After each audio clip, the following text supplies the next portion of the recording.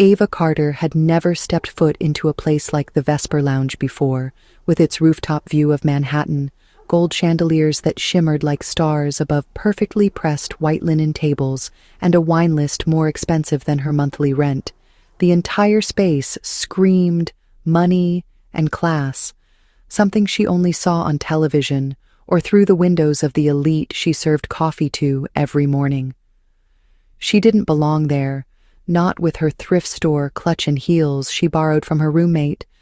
But rent was due in 4 days, her little brother's school tuition was overdue, and Harper, her best friend with a talent for chaos, had once again vanished to Tulum after scheduling a blind date with a billionaire, only to ask Ava to go in her place, promising it was just a harmless dinner, a free meal, maybe a good story to tell later.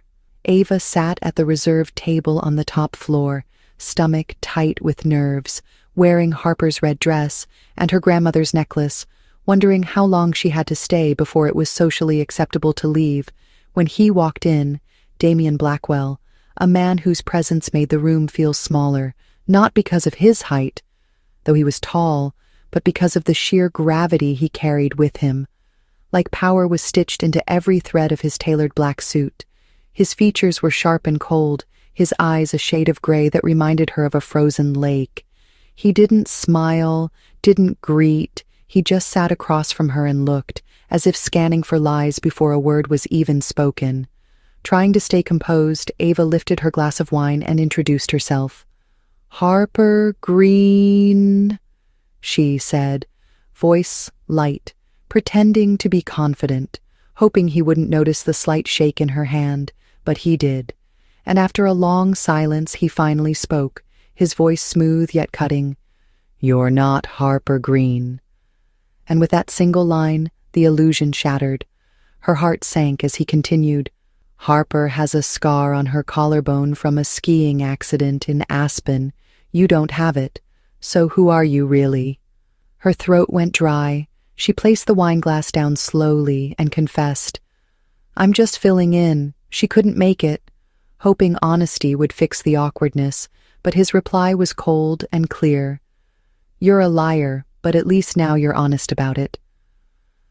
She stood up, embarrassed, ready to leave, not for his sake but for her own dignity, yet he didn't raise his voice or beg, he just said quietly, "Sit." And for some reason she did. Maybe curiosity held her down, or maybe it was something in his gaze that made her hesitate. Damian leaned forward, voice low. "I hate blind dates, but I hate fake people more." And when she asked why he hadn't walked away, his answer was simple, "Because I'm intrigued."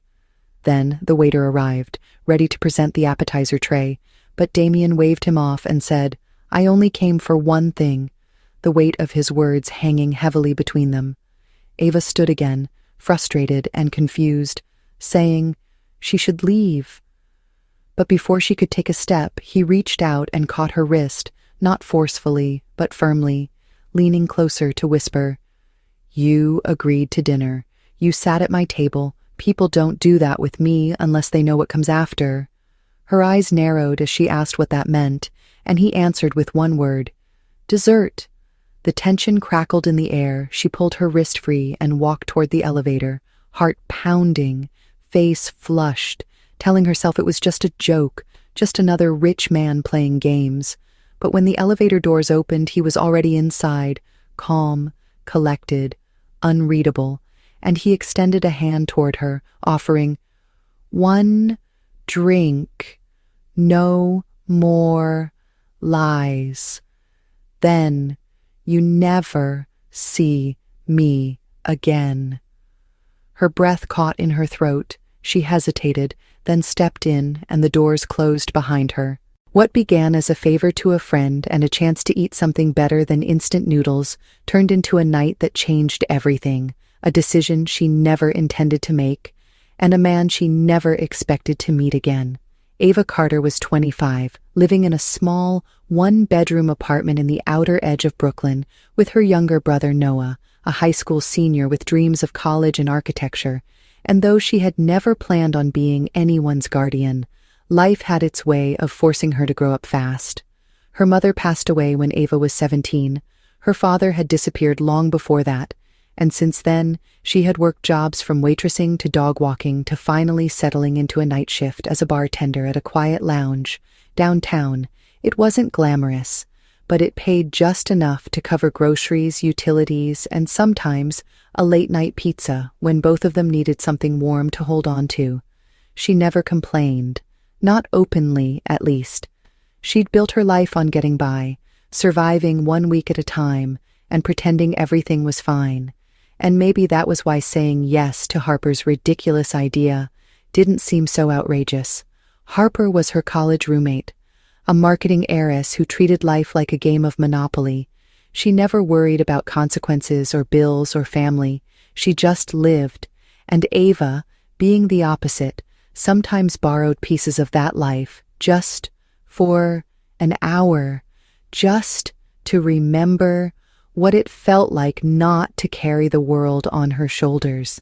Damian Blackwell, on the other hand, lived a life so far from Ava's reality that even imagining it felt absurd. The CEO of Blackwell Capital, he had built his empire before the age of 30, known for acquiring failing companies and turning them into billion-dollar machines.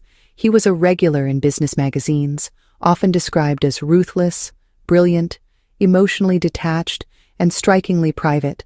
The kind of man who never appeared at social events unless he had something to gain. And yet, that night, he had shown up to a blind date, which in itself was unusual, but not nearly as strange as what followed after. When Ava stepped into that elevator with him, her heart had been pounding. Every instinct told her to walk away, to run, to return to her world of cheap drinks and tired nights. But something about Damian was disarming, not just the looks or the money, but the way he saw through her without flinching, as if he had already read her story, already decided to flip to the next chapter. She hated that, and yet she was drawn to it. To him. The bar he took her to after dinner was quiet, tucked away behind an art gallery in Soho, the kind of place where the lighting was low, the booths deep, and the staff knew better than to ask questions. They sat in silence for a while, until he asked her real name, and she gave it.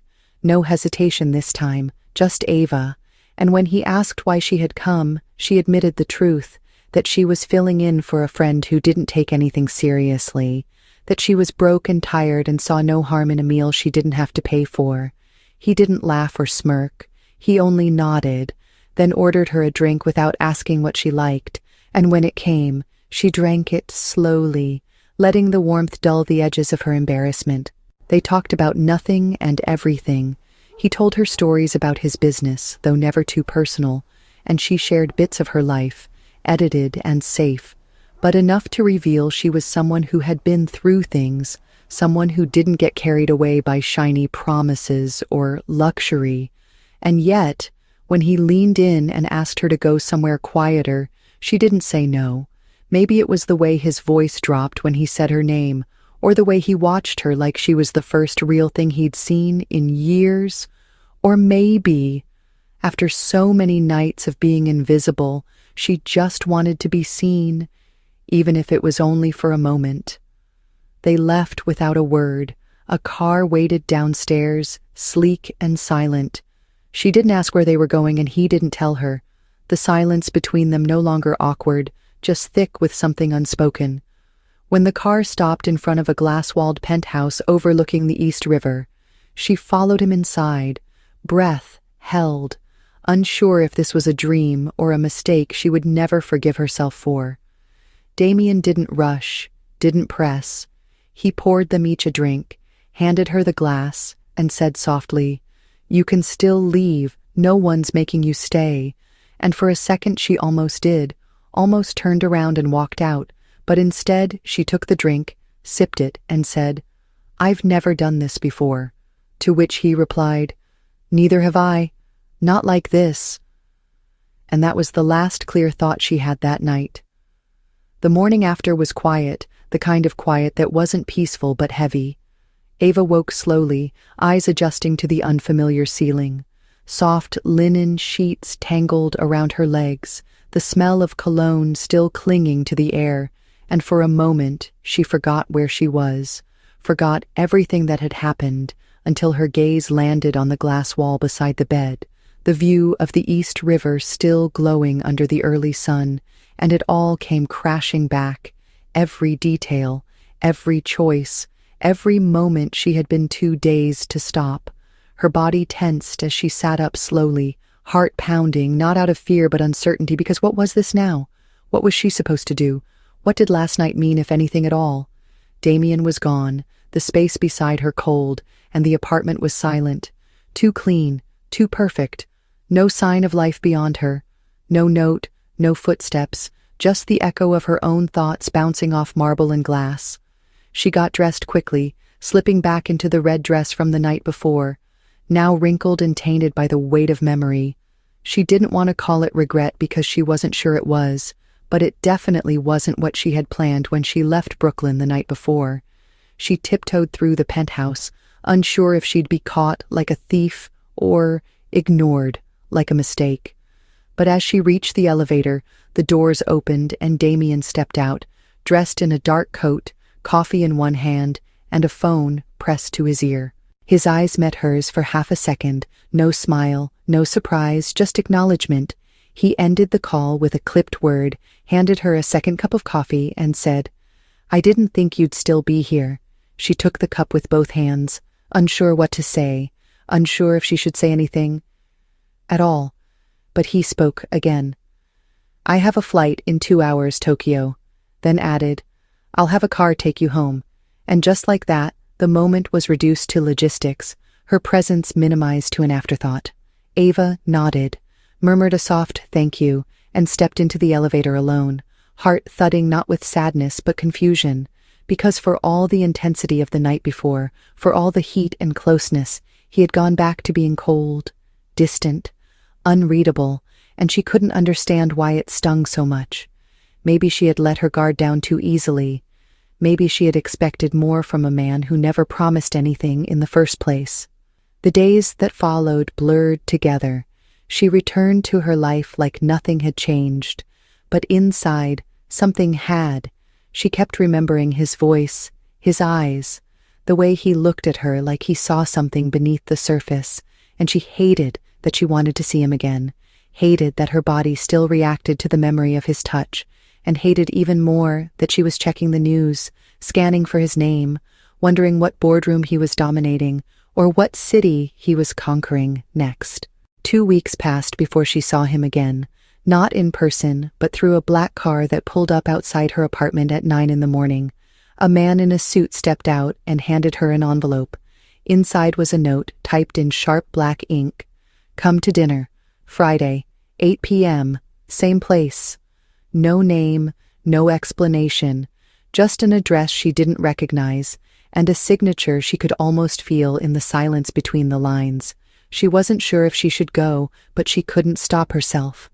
That Friday, she wore her own dress, this time. Simple black, nothing flashy, just clean and classic. She didn't want to pretend to be someone else again. When she arrived, she was led through a private entrance into a restaurant so exclusive, it didn't even have a sign outside. Damien was already there, seated in a corner booth, sipping something clear and expensive. His gaze met hers the moment she walked in, and for the first time, he smiled, not wide, not showy, but enough to make her chest tighten. "You came," he said, not as a question but as a fact. She slid into the seat across from him and replied, "I had questions," to which he nodded and said, "Ask them." But the problem was, she didn't know where to start. Did she ask why he sent for her, why he left that morning, why she couldn't stop thinking about him, or why her heart felt like it had memorized his face before her mind gave it permission? Instead, she asked something else. "Why me?" And Damien tilted his head slightly, as if considering how honest he wanted to be. "Because you didn't try to impress me. You didn't ask for anything. You didn't pretend well, but at least you pretended for someone else, not for yourself. And because," he paused, "I haven't stopped thinking about you since that night." The confession was so direct, it knocked the breath from her lungs. She looked down at her hands, twisting the napkin between her fingers, unsure how to respond, unsure if she even should. From that night on, things shifted. They started seeing each other more often, sometimes in secret, sometimes in public, always behind closed doors and never with labels. Ava knew better than to ask what they were. Damien didn't give labels, he gave time, presence, attention, and in his own quiet way, care. He never talked about his past, never brought up his family. And yet he listened to hers, asked about Noah, offered to pay his tuition without a second thought, which she refused, even though the offer stayed with her long after he changed the subject. They were not in love, not yet, but they were orbiting something that could become that if they weren't careful, he would touch her like he needed to remember what it felt like to be human, and she would hold him after like she knew he would never ask to be held again. And still, there was always a wall, something unspoken that neither of them dared to name. Then came the night he asked her to be his date to a gala, not a secret dinner, not a quiet rooftop, but a high-profile event, with cameras and press and expectations. And Ava hesitated, not because she didn't want to go, but because it meant stepping into his world fully, exposing herself, and maybe admitting that this was more than whatever they had been pretending it was. Damien saw the hesitation and said softly, "You don't have to be anyone but yourself," and that was the moment she said yes. The night of the gala, she wore a deep navy gown, her hair swept up, the city lights catching on the tiny crystals along the neckline.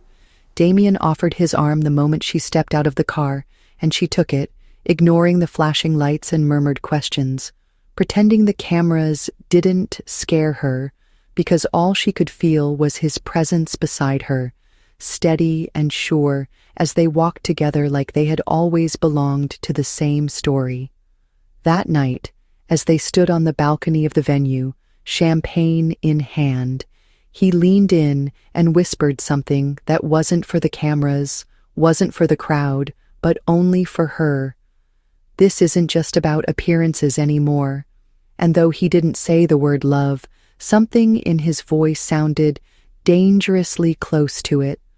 For a while, things felt almost real, not perfect and not public, but steady in a way that made Ava start to believe she could actually belong in his world, even if just in the quiet spaces between headlines and meetings. Damien never said much about his past, but he started showing her pieces of it without using words. He would bring her to his private library, filled with old books and old scars. He let her walk barefoot through his penthouse at midnight while he read financial reports with his sleeves rolled up, and when he touched her, it wasn't just desire anymore, it was habit, like reaching for something you needed, before you even realized it was missing. Ava let herself get used to it, even if a voice in her mind warned her not to, even if she reminded herself every night that men like Damien Blackwell did not fall in love with women like her, women who still had student debt and worked jobs that paid in tips and aching feet. Still, she kept showing up, and so did he. But peace like that never lasts, not when the foundation is built on half-truths and unspoken rules. It started small. A phone call Damien declined too quickly, an email Ava glimpsed with a name she didn't recognize, a weekend trip he canceled without explanation. She didn't question him, not at first, because she wasn't his girlfriend, not officially, not by title, and she didn't want to look like the kind of woman who needed reassurance every time he blinked the wrong way. But doubt is a slow poison, and eventually it colors everything. So when a woman showed up at her bar one Thursday night, dressed in a silk blouse and diamond earrings, Ava knew something was wrong before a word was even spoken. The woman introduced herself as Elise Hawthorne. She smiled, like she didn't mean it, and said she was Damien's fiancée, her tone calm, almost bored, as she explained that she and Damien had been engaged for over a year, and that whatever little fantasy Ava was living in was about to end. Elise dropped a folded invitation on the bar top, an engagement gala scheduled for the end of the month, hosted by the Blackwell family, and said she would understand if Ava decided not to attend, then walked out, as if she hadn't just shattered the fragile world Ava had been clinging to for weeks. Ava couldn't breathe, not because of jealousy or betrayal, but because she suddenly realized how much she had let herself feel, how far she had fallen into something that was never hers to keep. She didn't confront Damien that night, didn't call or text, just waited. And when he showed up the next day as if nothing had happened, she looked him in the eye and asked, "Are you engaged?" The silence that followed was enough to answer her question, but he nodded anyway and said, "It's complicated," which only made it worse. He explained that the engagement was arranged by their families for business reasons, that it wasn't real, that Elise was nothing more than a formality, but Ava had heard that excuse before. She had seen it in movies, read it in books, and it always meant the same thing. She was the secret, the temporary, the thing he kept hidden while playing Prince in public. She didn't yell or cry. She just stepped back and said, "Then tell me why you brought me into this." And Damien looked more human than he ever had before, his voice low and raw when he said, "Because with you, I forget how fake everything else is." But it wasn't enough, not anymore, not when the truth had already undone the comfort they had built. Ava walked away, back to her life, back to Brooklyn, where the air was real and the bills were late and the people didn't pretend. She tried to forget him, deleted his number, blocked his name on every search engine, but the absence was worse than the betrayal, because she had tasted what it felt like to be seen, and now she couldn't unsee it. A few weeks passed and life pushed forward. She worked double shifts, took Noah to school, smiled when she needed to, and broke down when no one was looking, and just when the pieces started to fit back into place, everything unraveled again. She fainted at work one evening, collapsed behind the counter with blurred vision and cold hands. The paramedics came quickly, asking questions she couldn't answer, and at the hospital, the nurse delivered the news gently but clearly. She was pregnant, 6 weeks along, no complications yet, but she would need rest, stability, and support. 3 things she didn't have. Ava sat in that hospital room alone, staring at the ceiling, one hand on her stomach, wondering how the hell her life had turned into this. She didn't cry, not because she wasn't scared, but because crying felt like admitting defeat, and she wasn't ready for that. Not yet. She made a decision that night, quietly, fiercely. She would keep the baby. No matter what, she wouldn't chase Damien, wouldn't tell him, wouldn't let herself believe he would drop his empire to hold her hand through doctor visits and midnight cravings. She had built a life from broken pieces before, and she could do it again. She would do it for her child. Weeks turned into months. Her belly grew along with her resolve. She picked up freelance work designing cocktail menus, found a tiny studio closer to the hospital, sold her grandmother's necklace for deposit money, and started preparing for motherhood the way she prepared for everything else in life. With grit and stubborn grace, she didn't think of Damien, not often, and when she did, it was with a quiet ache, like a song you loved once but couldn't listen to anymore. But fate has a cruel sense of timing, and Damien came back into her life the same way he entered it, without warning, standing outside her building one rainy afternoon, soaked in water and regret. Eyes searching hers like they hadn't been apart for months. She froze, keys in hand, unsure whether to scream or run. But he spoke first, his voice softer than she remembered. "I found out." 3 words that made her knees weaken. He said he had been looking for her ever since Elise leaked the photo of Ava and him at the gala. Said he left the engagement, cut the business ties, told his board to go to hell, and he said her name like it was the only thing keeping him grounded. Ava didn't respond, not at first. Her heart was beating too fast, too loud, and all she could do was stare at the man who had once made her feel like nothing else mattered, until finally she whispered, "Why now?" And Damien stepped closer, his hand shaking slightly, his breath visible in the cold air. "Because I'm in love with you," he said. "Because I should have said it the night you walked away and I didn't. Because I can't stop seeing your face every time I close my eyes." She wanted to believe him, but belief required trust, and trust had long since cracked, so she asked him the only question that mattered now. "Are you here because of me, or because of the baby?" And for a moment he looked hurt, then answered, Both. Because I want everything that comes with you, even the hard parts, especially the hard parts. Ava stood there on the sidewalk with her keys in one hand and the other instinctively curled over her stomach, her mind running in circles. She couldn't stop because Damien's words echoed louder than the traffic around them.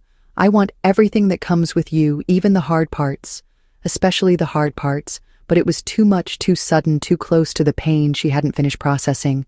She didn't know if she could believe him or if she even wanted to, because love without trust was just another name for hurt, and she had enough of that to last her a lifetime.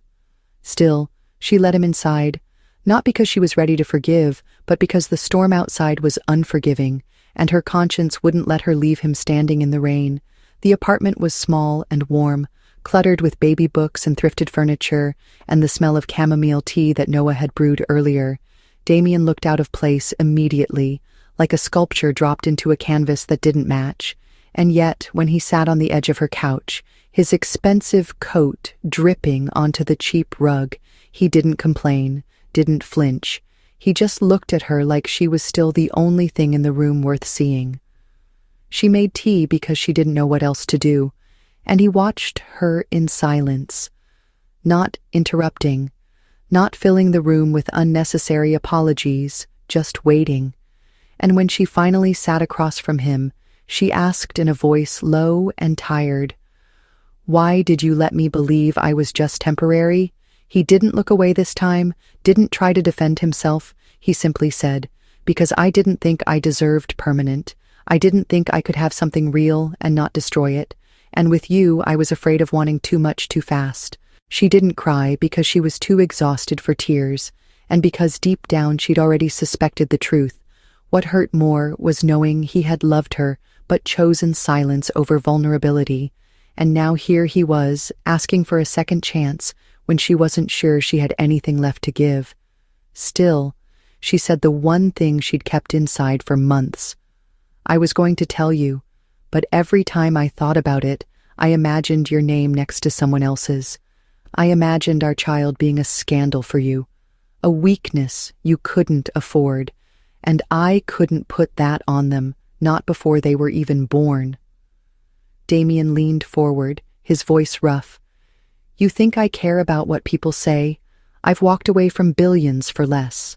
I would burn every deal I've ever made if it meant you'd believe me when I say, this is the only thing that's ever felt real." And in that moment, Ava felt the walls inside her begin to tremble, not because the pain was gone, but because it was being seen, acknowledged, respected, and that was something she hadn't known she needed until now. But the past had a way of fighting back just when the present seemed to find balance. 3 days later, Ava's name was trending online. Photos of her pregnant, her apartment, even Noah walking to school were splashed across every blog, every gossip page. Elise had struck back in full force, releasing carefully edited footage from inside Damien's office. Clips that made it look like Ava had been nothing more than a paid companion, a mistress who got too close and overstepped. The narrative was brutal and fast, spinning faster than they could control. Ava shut down her phone and closed every window, but the noise seeped in anyway. People whispered at the grocery store, mothers avoided her at the clinic, and worst of all, Noah came home with a split lip after someone at school called his sister a whore. Ava held him that night and promised him things would be okay, even though she wasn't sure if that was true, because now it wasn't just about her or Damien or their child. It was about survival, about dignity, about finding a way to hold on to herself when the world was trying to tear her down. Damien tried to fix it. Of course he did. He issued statements, hired lawyers, threatened networks, but Ava told him to stop, because every time he tried to fight for her in public, it made the fire worse.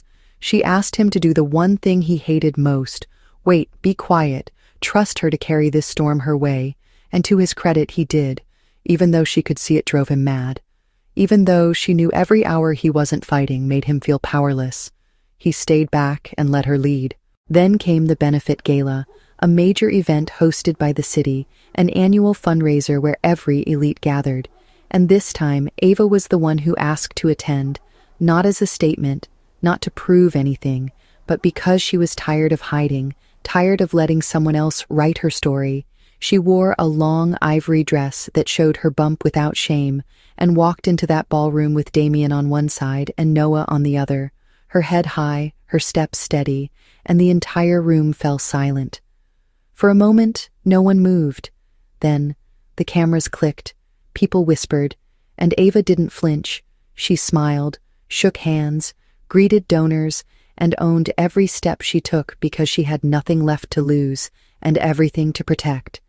When the time came for speeches, Damien walked to the microphone, paused for a long breath, then spoke clearly.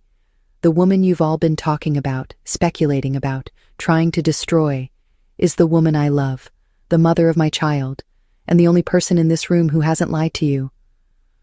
The room erupted in sound, half applause, half outrage. But Ava didn't hear any of it because in that moment she felt weightless, not because everything was fixed, not because the pain had vanished, but because the truth had finally been spoken, and the man who once hid her was now holding her hand in front of the world.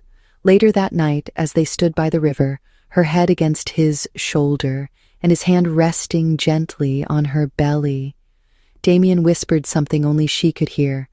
"I'm not perfect, and I've never done this before, but if you'll let me try, I will spend every day proving that we were never just one night." Ava didn't reply with words. Instead, she leaned in, pressed her lips softly against his, and for the first time since everything had fallen apart, she allowed herself to believe they might actually have a chance. In the weeks following the gala, Ava began to breathe differently, not lighter exactly, but steadier, like someone finally learning how to live above water after being submerged for far too long. The public storm had not vanished completely, but it had quieted, reduced to background noise and occasional stares she had learned to ignore.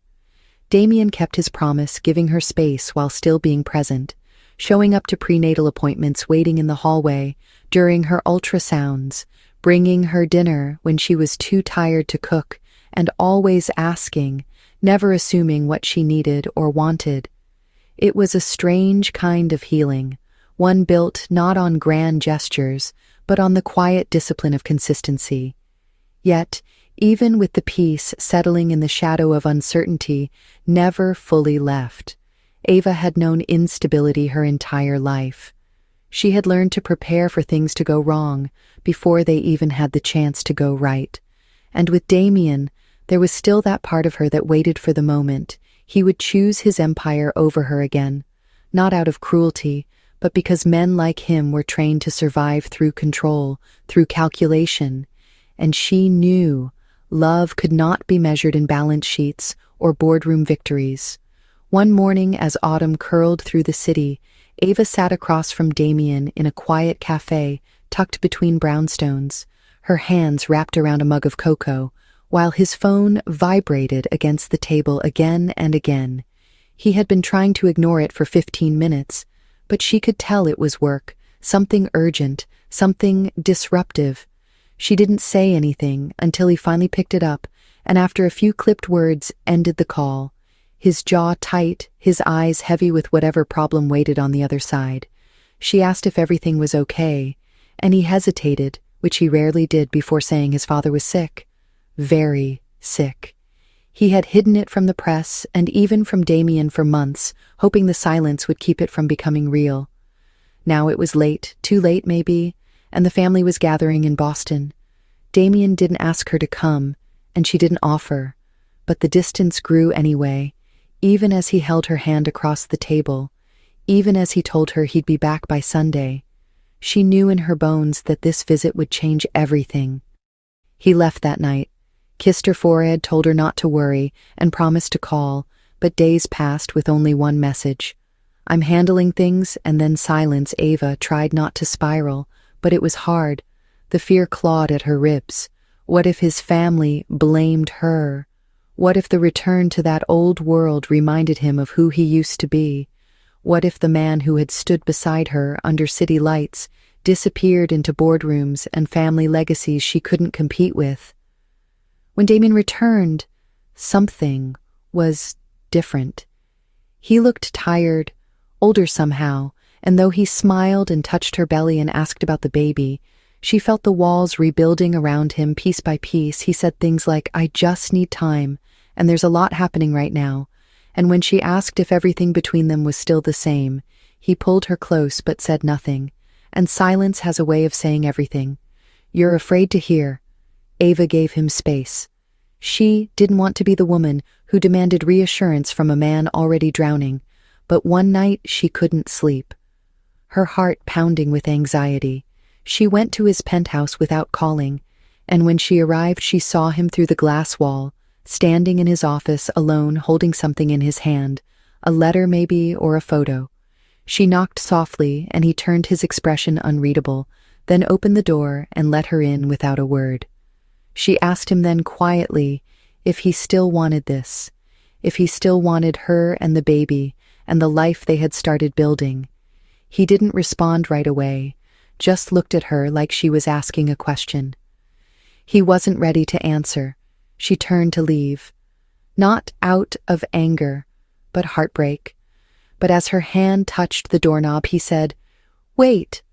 And when she looked back, he was on one knee, not with a ring, but with both hands on her belly, pressing his forehead gently against it, whispering, "I don't know how to be everything, but I know I want to try for both of you."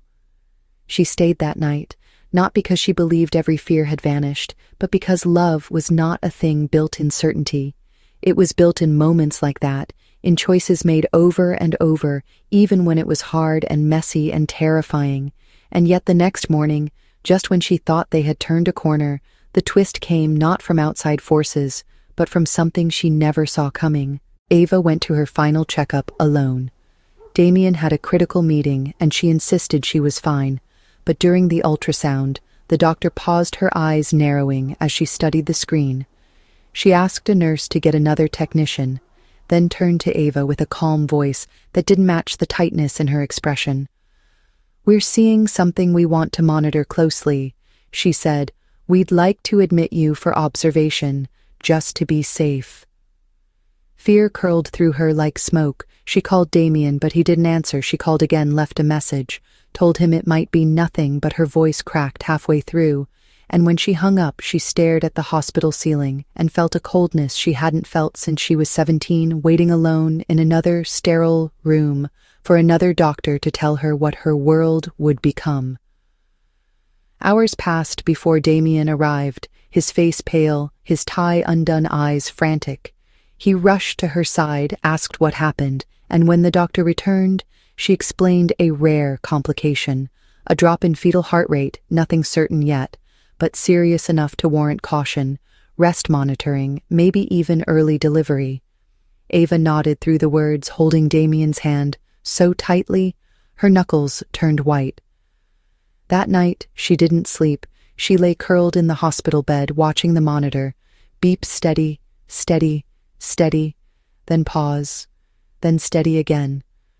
Damien sat beside her the whole time, sometimes holding her hand, sometimes just watching her breathe. And at one point, he whispered, "If I lose either of you, I won't survive." She didn't answer. She couldn't not, with her throat swollen from trying not to cry. The days that followed were quiet, tense, filled with nurses and gentle reassurances and moments of unbearable stillness. But then came the heartbeat, strong and steady, and finally the doctor smiled and said, the worst had passed. Ava cried, then for the first time in months, not from fear, but from relief. And when Damien leaned down and kissed her tears away, he said, "I've never been more terrified, and I've never been more sure. I want you as my family." She went home a week later to a nursery Damien had built with his own hands, painting walls late at night, assembling cribs with instructions in one hand and doubt in the other. He wasn't perfect, not by any definition, but Ava looked around and realized love didn't need perfection, it needed presence, effort, the quiet kind of courage that shows up day after day, even when the world tries to pull you back into the dark. And just when everything seemed finally still again, Ava found the letter Damien had written, but never sent, hidden in the drawer of the changing table. It was dated the night she first walked away, and it read, "If you ever come back, I won't ask why, I'll just be ready this time." The morning she went into labor, the sky was still dark, the streets of Brooklyn soaked from rain, and the world was quiet in that strange way, just before life shifts into something new. Damien drove her to the hospital without speaking much, his hand never leaving hers, his eyes flicking between her face and the road, like he was trying to memorize everything at once. The pain came fast and sharp, and though Ava had prepared for months, read every book, watched every video, nothing truly readied her for the fear and the awe and the pure, overwhelming force of it all. Hours blurred into minutes and then back into hours again. Nurses moved with calm precision, doctors gave instructions and encouragement, and Damien never let go of her, not once. Even when she screamed, even when her nails dug into his arm, even when tears slid down her cheeks, he stayed there whispering, "You're doing this, you're incredible. I've never seen anything more powerful than you right now." And somehow those words reached through the fog of pain and anchored her when she thought she might drown. When the baby cried for the first time, something cracked open inside her, not broken, but released, like every ounce of grief and joy and fear and love she'd been holding suddenly spilled into that one moment. The nurse laid their child on her chest, and Damien stood frozen for a second, before reaching out, touching the tiny hand that wrapped instantly around his finger. And in that instant, he stopped being a CEO, stopped being a man haunted by control and legacy, and became something else entirely. He became a father. They named him Leo because it meant lion, because he had fought from the very beginning, because Ava knew one day he would grow up strong and brave, and maybe a little wild. She held him against her skin and looked up at Damien and whispered, "He looks like you, but he has my eyes." And Damien smiled with something soft and deep and said, "Thank God for that." They went home days later to the same small apartment that now felt like the center of the universe. Noah built a crib in the corner. Damien cooked dinners. Ava nursed Leo in the quiet early hours. And though the world outside still had opinions, the people inside that home had something louder, something unbreakable built, not from perfection, but from choice. The daily decision to stay, to show up, to keep loving, even when it was hard. Especially when it was hard. Months passed, and with them came laughter, sleepless nights, first smiles, and tiny hands grabbing at everything. Ava went back to working part-time. Damien split his days between meetings and feedings, and somewhere along the way, without announcement or ceremony, life became real in the way she'd once thought impossible. One evening, as they sat on the rooftop, holding Leo between them, watching the city lights flicker like stars, Ava turned to Damien and asked, "Did you ever think this would be us?" And he said, "Every day since that night, I just didn't know how to believe I deserved it." And she leaned her head on his shoulder, her heart full in that aching, quiet way that only love earned through fire can feel. And she whispered, "Well, now you do." Love isn't always born from fairy tales. Sometimes it grows from chaos, from fear, from a single night that was never supposed to mean anything, and ends up meaning everything, because real love doesn't arrive perfect. It arrives raw and messy and brave, and it stays when everything else tells it to run.